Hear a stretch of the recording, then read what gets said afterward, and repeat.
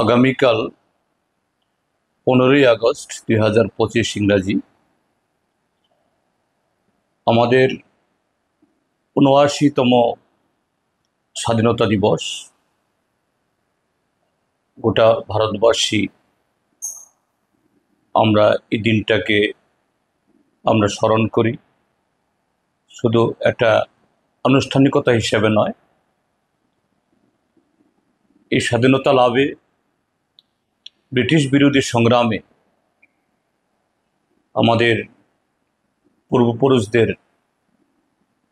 হাজারো মানুষ যারা আত্মবলিদান দিয়েছেন,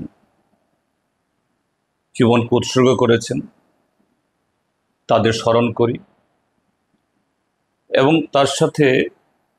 স্বাধীনোত্তর ভারতবর্ষে বিগত ৭৮ বছরে আমাদের এই দেশকে,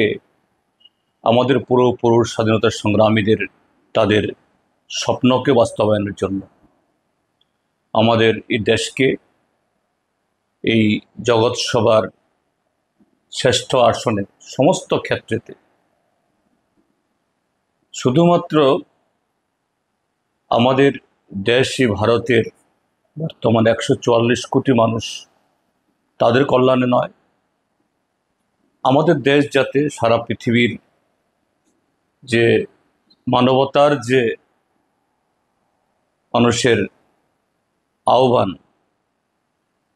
বিশ্ব নাগরিকের তার যে প্রয়োজন, এই বিশ্বকে ঠিক সেরকম একটা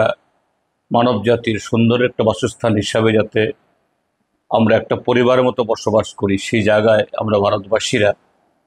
সেভাবেই আমরা আমাদের অবদান রাখতে পারি, আমরা যোগদান করতে পারি। সেই লক্ষ্যে যারা কাজ করে গেছেন আমরা তাদেরকে ওই দিনে স্মরণ করি। এই দিনে আমাদের শপথ গ্রহণ করতে হবে যে আমাদের যে নানা বৈচিত্র্যের মধ্যে শুধু সে বৈচিত্র্য ধর্মীয় বিশ্বাস, আমাদের সংস্কৃতি, ভাষা, খাদ্যাভ্যাস, পোশাক না, চিন্তাভাবনার মধ্যেও সেখানে অবশ্যই এত বড় পরিবারে বৈচিত্র্য থাকবে, কিন্তু সেই বৈচিত্র্যের মধ্যেও কিভাবে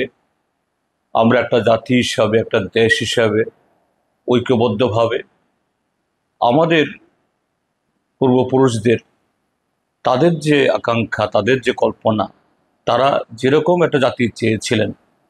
একটা ধর্মনিরপেক্ষ, গণতান্ত্রিক এবং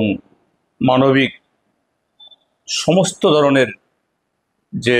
মানুষের প্রয়োজন, ইচ্ছা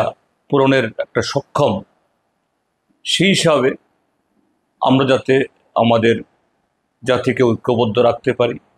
একতাবদ্ধ হতে পারি, যারা এর বিরুদ্ধে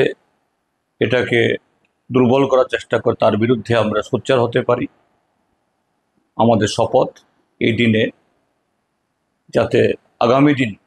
এই সমস্ত প্রতিবন্ধকতা কাটিয়ে তোলার জন্য সেই আত্মবিশ্বাস,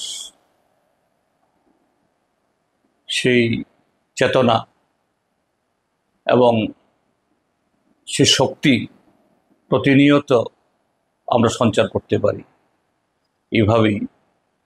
এই স্বাধীনতা দিবসকে, তার ৭৯তম দিবসকে আমরা উদযাপন করব। এ উপলক্ষে গোটা দেশবাসীকে, গোটা জাতিকে যেমন আমরা পূর্বপুরুষদের স্মরণ করছি, ঠিক তেমনি গোটা জাতি, গোটা দেশকেও তার সমস্ত যে